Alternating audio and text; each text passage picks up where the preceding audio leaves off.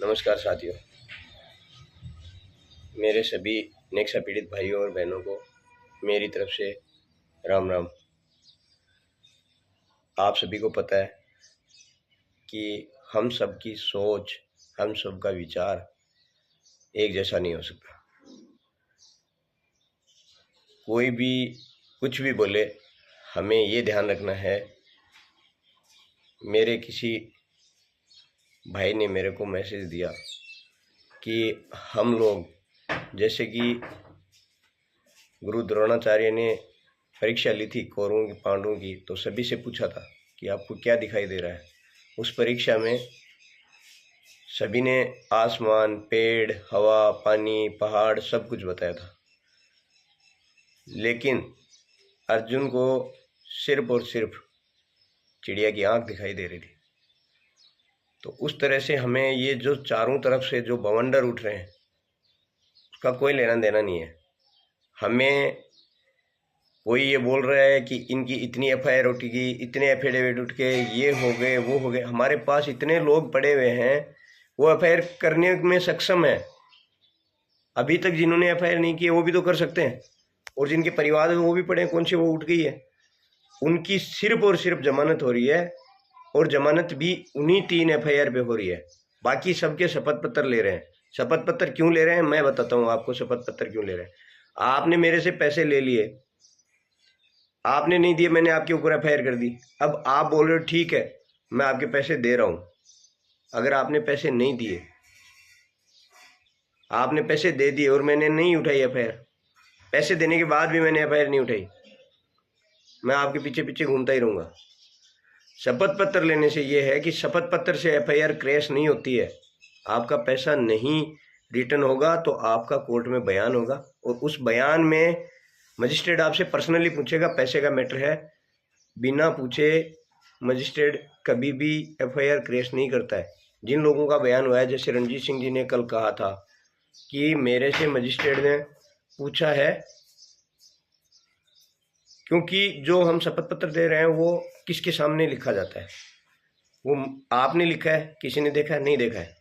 तो मैं तो आपसे प्रेशर में भी कुछ करवा सकता हूँ, किसी तरह से प्रेशर डाल के करवा सकता हूँ। वो कोर्ट में मान्य नहीं होता है। कोर्ट में आपको खुद खड़ा होके बयान देना पड़ता है, और आपसे पूछा जाएगा कि ये शपथ पत्र जो दिया हुआ है, या आपने लिखा है, ये सही है या गलत है। उस वक्त आप अपना डिसीजन ले सकते हो अगर पैसा नहीं मिलता है तो। हमने तो आपसे 1 महीना मांगा है, और उसमें भी मैंने ये बोला है पूरे मन से साथ दो, मत देखो किसी भी चीज़ को। सिर्फ और सिर्फ हमें एक ही फोकस करना है कि हमें ये पैसा लेना है, और पैसा लेने के लिए उनकी जमानत होना ज़रूरी है। और अभी जमानत हो रही है, इतनी जल्दी कोई भी एफआईआर क्रैश नहीं होती। आप किसी भी एडवोकेट साहब से पूछ लेना, यहाँ सिर्फ इनको इंटरिम बेल मिल रही है। इंटरिम बेल मिलने के बाद ही वो लोगों को हमारे साथ आने पर उनके अकाउंट, लैंड, ये सारे खुलेंगे। और मैंने आपसे ये भी बोल दिया कि आप भरोसा, इतना भरोसा जब आपने किया है, कोई भी डगमगाने वाले व्यक्ति अगर हमारे साथ होके कुछ और बोलता है तो उससे कोई फर्क नहीं पड़ता है। अगर मैं आप शुरू से लेके पीछे से लेके आगे तक स्टडी करेंगे तो आपको दुख नहीं होगा। हम पनलावा में गए थे, अचानक ही धरना समाप्त हो गया। उसके बाद में आगे बढ़े तो आपने वो देखा ही था, इच्छा मृत्यु। क्या ये हमारा गोल है? क्या हम इच्छा मृत्यु मांगने के लिए भाग रहे थे? क्या ये हमारा संयम है और ये फैसला हमारा सही था? जब उनसे कमेटी मेंबर्स ने पूछा कि भाई ये क्या है इच्छा मृत्यु का, तो उस वक्त उनका ये बयान था कि मैं क्या आपको पूछ के करूँगा क्या डिसीजन, मैं अपना डिसीजन खुद लूँगा। तो उस टाइम वो कमेटी मेंबर नहीं थे क्या? उसी दिन भी वो कमेटी मेंबर थे।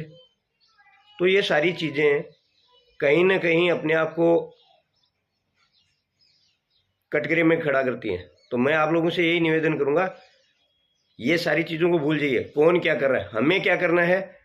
कमेटी के अंदर सबसे सीनियर हैं जो हमारे अध्यक्ष हैं रुगाराम साहब, उसके बाद में कैप्टन सामोता साहब, सूबेदार विद्याधर साहब, सूबेदार विनोद कुमार डेलन साहब, उसके बाद में खमान सिंह जी है, उसके बाद में जितेंद्र सिंह जी शेखावत है, उसके बाद में ओपीजी चौधरी जी हैं, ये 7 मेन पृष्ठभूमि में, लेकिन कमेटी मेंबर हम सबके जितने भी नेक्सा पीड़ित हैं वो सारे हैं, और 37 व्यक्ति हैं जो अलग अलग स्टेट के अलग अलग, जैसे देवेंद्र साहब है, सुबेदार देवेंद्र साहब, बहुत सीनियर लोग हैं, किसी ने कुछ गलत स्टेटमेंट नहीं दिया है, जिसने दिया है वो अपने लिए बाधित है। अगर मेरे को पैसे की जरूरत है तो क्या मेरे पास समाज रिश्तेदार ये नहीं है क्या? मैं उस व्यक्ति से पैसे क्यों लूंगा जो व्यक्ति पहले से लोगों को प्रताड़ित कर रखा है? मुझे पता है मैं उससे पैसे लूंगा, मेरे पे एलिगेशन लगेगा, और मैं जब आप लोगों के सामने खड़ा हूं तो मैं ऐसा कोई भी डिसीजन नहीं ले सकता जिससे आप लोगों को शर्म महसूस हो। मैं कोई भी डिसीजन लूंगा वो पूरे लोगों को मद्देनजर रख के, उन लोगों की भावना और उन लोगों के पक्ष में लूंगा, वही डिसीजन मान्य होता है। किसी भी चीज में आप लीडरशिप करते हैं तो आपको उनके प्रति समर्पण करना पड़ता है। आप अगर समर्पण करते हो तभी आप लीडर हो। अगर आपकी मंशा ठीक नहीं है तो आज नहीं कल सामने आ जाएगी। जो व्यक्ति धरना स्थल पे गए थे उन लोगों को वहां का नज़ारा पता था, वहां पे क्या हुआ था सब पता था। उनका एक व्यक्ति मनीष कुमार, वो हमारे सचिव साहब पे एलिगेशन लगाता है, लीडरों से ये नहीं लिया वो नहीं लिया। लीडर कौन है? हमारी तरह ही है ना। हमने उनको अपने साथ क्यों बुलाया है, सब लोगों को पहले से बताया हुआ है मैंने कि लीडरों को इसलिए बुलाया कि वो हमारे साथ अंत समय तक लड़ें, इसलिए हमने उनकी जमानत रखी है। जमानत के तौर पे एक चेक और एक स्टाम्प पत्र रखा है। अब रही बात समीर की ज़मीन की, तो समीर की ज़मीन जब सचिव रूगाराम साहब ने ये सभी नेक्सा पीड़ित भाइयों के पक्ष में बतौर जमानत रखा है, वो बतौर जमानत तो 2200 बीघा ज़मीन उनकी पड़ी है, वो नहीं देंगे तो वो जेल में है। अब समीर बोला मैं साथ में हूँ, अगर मैं ये नहीं करता हूँ तो ये मेरी ज़मीन बेच के दे दें, ऐसा एक शपथ पत्र दिया है। उसमें क्या होगा? ज़्यादा ज़्यादा 420 होगा, तो उसमें घबराने वाली बात क्या है? हम तो उनको अपने साथ रखे हुए हैं। हमारी लड़ाई किसी लीडर से नहीं है, हमारी लड़ाई नेक्सा एवरग्रीन के ओनर से है, और पर्सनली कोई लड़ाई नहीं है उनसे। ये है कि भाई हमें आपसे पेमेंट लेना है, हमारा पैसा उनसे वसूल करना है। कल तक एक उम्मीद भी नहीं थी, सब मायूस थे। आज 90% उम्मीद है कि चालू हो जाएगा, और वो चालू हो जाएगा। तो मैं आपसे ये निवेदन कर रहा हूं कि हम उनकी जमानत कराने में जो भी बनेगा वो हम करेंगे। इसमें कोई किसी तरह का स्टेटमेंट दे, कोई किसी तरह का स्टेटमेंट दे। अभी मैं आपको बताता हूँ, एक वकील किया गया जयपुर की तरफ से, 536 आदमियों की एक एफआईआर हुई। वो एफआईआर की एप्लीकेशन मेरे जैसे किसी पीड़ित भाई ने लिखी थी। 1100 रुपये हर व्यक्ति से लिए गए। वो वकील साहब का कहना है, उन वकील साहब ने अभी तक वकालतनामा नहीं लगाया, और उनका कहना था कि 1100 रुपये आप हर व्यक्ति देगा, मैं आपका केस फुल एंड फाइनल तक लड़ूंगा। उन्होंने अपना वकालतनामा तक नहीं लगाया। कौन है वो वकील साहब पता है आपको? वो ओम प्रकाश जी के चाचा ससुर है। नहीं बताना चाह रहा था मैं, बट इसी हरकत करने से आप लोग दुखी होने की जरूरत नहीं है। ये जो रास्ता है, ये जो पवित्र है, और इतना पवित्र है कि इसमें आप पहले अपने आप को साफ सुथरा करें, अपने आप के मन को साफ करें, उसके बाद में आप साथ दें। कोई भी भाई, मैं ये नहीं कह रहा हूँ, कोई भी व्यक्ति अपने तरीके से लड़ाई लड़ सकता है। और जिस व्यक्ति को ये लगता है कि कमेटी और पीड़ित भाई सब मिलके एक मंच पे काम कर रहे हैं और वो काम इस तरह से सही हो रहा है, तो आप हमारे साथ आइए। मैंने ये बोला है कि इस महीने के लास्ट तक मैं आपको पॉजिटिव न्यूज़ दूंगा। उन्होंने बोला पुरानी रजिस्ट्रियाँ हैं साहब, 17 करोड़ रुपए लोगों के पुरानी रजिस्ट्रियों प्लॉटों के लिए दिए हुए थे, और वो लोग दर दर की ठोकरें खा रहे थे, कोर्ट में जा रहे थे कि हमने पैसा प्लॉट के लिए दिया और प्लॉट भी नहीं मिला, पैसा भी चला गया। उनको रजिस्ट्री दी है, क्या गलत था? पिछले 2 महीने से ओम प्रकाश जी तैयारी कर रहे हैं पीटीआई की, तब तक उनके पास टाइम नहीं था। कभी वो कुछ बोलते थे, कभी हम बम्बई हैं, कभी हम कहीं हैं। तो साहब काम, पीड़ित भाई हैं, उनको लिए काम करने के लिए हम आगे आए हैं।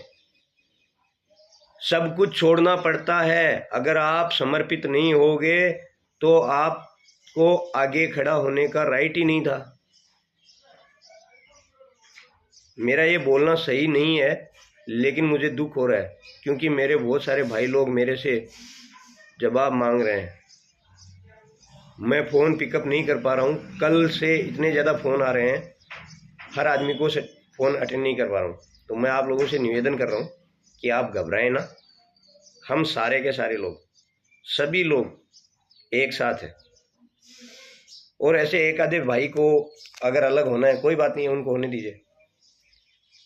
हमें हमारे अध्यक्ष रुगाराम साहब पे भरोसा है, हमारे बाकी जो भी सदस्य हैं उन पे सब पे भरोसा है। और अब भी मैं यही निवेदन करूंगा सभी भाइयों से कि अगर हिसाब किताब चालू होता है तो हम ओम प्रकाश जी को बुलाएंगे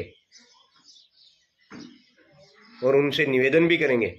कोई फर्क नहीं पड़ता है कि वो क्या सोच रहे हैं क्या नहीं सोच रहे हैं। हमारा मकसद एक है, ये मनभेद ये कहने की और ये पॉलिटिकल स्टंट अपनाने की कोई ज़रूरत नहीं है। खुले मंच पे खुले तरीके से बोलो, अपने दिल को साफ करो। और हमारे साथ हैं तो आ जाओ, नहीं साथ हैं तो कोई बात नहीं, हम लोग लड़ेंगे। किसी नरेश काजला की वजह से ये लड़ाई नहीं रुकेगी और सबका पेमेंट आएगा, इतना भरोसा मुझे है। क्योंकि मैंने इतनी पकड़ इस लड़ाई पे आप लोगों के साथ खड़ा होकर बनाई है। और अगला व्यक्ति ये बोल रहा है कि मैं बहुत जल्दी ही आपका काम चालू कर दूंगा। आप मेरे पे भरोसा रखिए।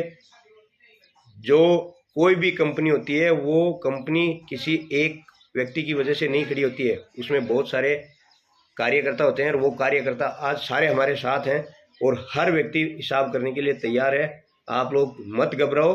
मैं आपसे फिर यही निवेदन कर रहा हूँ, बहुत जल्दी मैं आपको रिजल्ट्स दूंगा।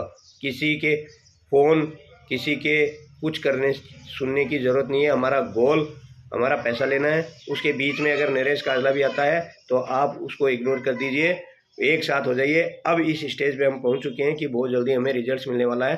तब ये लोगों को डर लग रहा है कहीं ना कहीं कि ये बाहर आने के बाद में हमारे साथ कुछ गलत ना हो जाए, क्योंकि पैसे तो हमारे पेंडिंग है नहीं। और जो हमने कुछ इस तरह से किया है जिसका खामियाजा भुगतना पड़े तो बाहर ही न आने दे। तो साहब इस प्रकार की कार्यवाही से कुछ नहीं होगा। मैं आप लोगों से निवेदन कर रहा हूँ। कल हम लोग जोधपुर गए थे, वहाँ जोधपुर में सभी लोग हमारे साथ हैं। कोई भी व्यक्ति ऐसा नहीं है जो ये नहीं चाहता कि मेरे को पैसा ना मिले।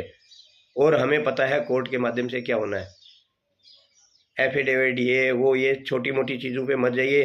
कम से कम 10,000 लोग अभी तैयार पड़े खड़े हैं FIR करने के लिए। कोई भी व्यक्ति इतना बुरा नहीं है।